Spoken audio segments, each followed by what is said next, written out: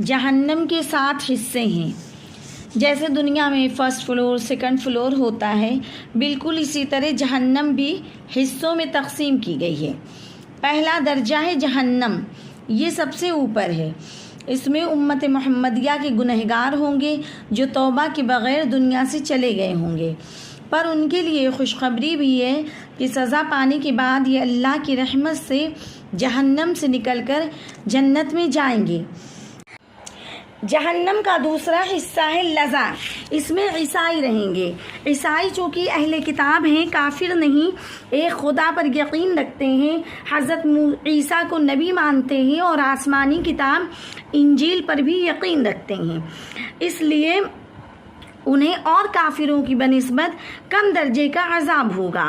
یہ عذاب کھال اتار دینے والی آگ کا ہوگا۔ اس میں ان کے ساتھ زکوٰۃ نہ دینے والے مسلمان رہیں گے، مگر مسلمان کچھ دیر سزا بھگتنے کے بعد اللہ کی رحمت سے جہنم سے رہائی پا جائیں گے۔ تیسرا حصہ ہے حطمہ، اس میں یہودی رہیں گے۔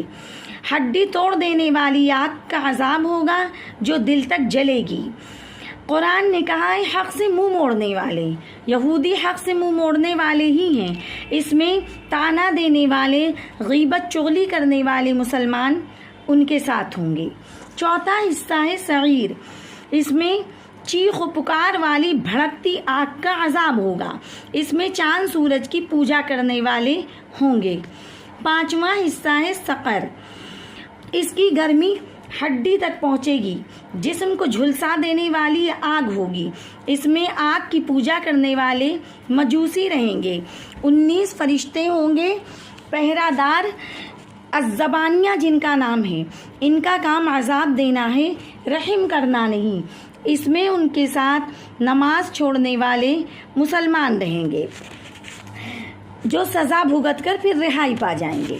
چھٹا حصہ ہے جہنم، یہ عذاب گہرا گڑھا شعلے جسم کو پگھلا دینے والا سخت عذاب ہوگا۔ کھانے میں کھولتا پانی اور زقوم کا پھل ملے گا۔ اس میں سرکش، ظالم، بت پرست، مشرک لوگ رہیں گے۔ اب جہنم کا سب سے خطرناک حصہ آتا ہے حاویہ، یہ جہنم کا 7واں حصہ ہے۔ اس کے معنی سب سے گہری کھائی، سب سے سخت آگ، شعلے والی آگ۔ اس میں اونچائی سے نیچے گرنے کا عذاب ہوگا۔ کم نیکیوں والے اس آگ میں گریں گے۔ اس میں سب سے زیادہ کافر جو اللہ کو نہیں مانتے ہیں، جو اسلام اور اللہ کے سخت دشمن ہیں، جیسے ابو جہل، ابو لہب، فرعون، حامان، قارون، ان کے ساتھ اس جہنم میں جائیں گے منافق لوگ۔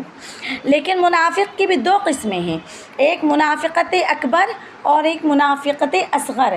جن کے اندر منافقت اکبر بڑی منافقت ہوگی وہ کبھی بھی اس عذاب سے رہائی نہیں پائیں گے، اور جن کے اندر منافقت اصغر ہوگا یعنی چھوٹی منافقت، تو وہ کچھ دن سزا پانے کے بعد اللہ کی رحمت سے اس عذاب سے نجات پا جائیں گے۔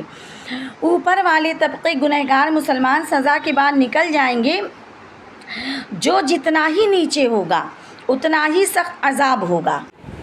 ہمارے نبی حضرت محمد صلی اللہ علیہ وسلم کے چچا ابو طالب کو امت محمدیہ کی گنہگاروں سے کم عذاب ہوگا، مگر ان کا عذاب دائمی ہوگا، اور امت محمدیہ سزا پانے کے بعد جہنم سے نجات پا جائے گی۔ انہیں آگ کے جوتے پہنائے جائیں گے جس کی گرمی سے ان کا دماغ کھولتا ہوگا۔ چونکہ حضرت ابو طالب نے شرم کے مارے کلمہ نہیں پڑھا کہ لوگ کہیں گے کہ مکے کا سردار اپنے بھتیجے کی باتوں میں آ گیا، لیکن انہوں نے ہمارے نبی اور اسلام کی بہت مدد کی تھی، اس لیے اللہ تعالیٰ نے ان کی سزا ہلکی رکھی۔ اور حضرت ابراہیم علیہ السلام قیامت میں جب اپنے باپ آزر سے ملیں گے تو ان کے باپ کا چہرہ گرد آلود ہوگا، تو حضرت ابراہیم کو افسوس ہوگا، تو اللہ تعالیٰ اس کی شکل بدل دیں گے۔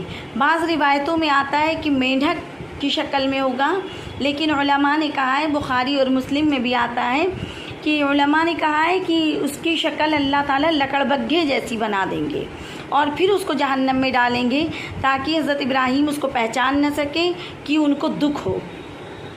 اللہم اجرنی من النار۔